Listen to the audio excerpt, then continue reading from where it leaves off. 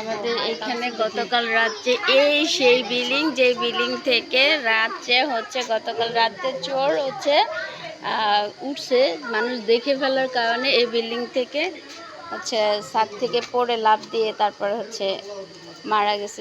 এই যে স্থানটা দেখতেছেন, সেখানে আপনার টোটাল মাথাটা পড়ে গেছে, মাথাটা একদম গলে গেছে এবং প্রচুর পরিমাণে ব্লাড ঘুরে রাখছে। এখন ভিতরে ভাগ্যিস ভালো এই বাড়িওয়ালাদের সিসি ক্যামেরায় সব কিছু ধরা পড়ছে।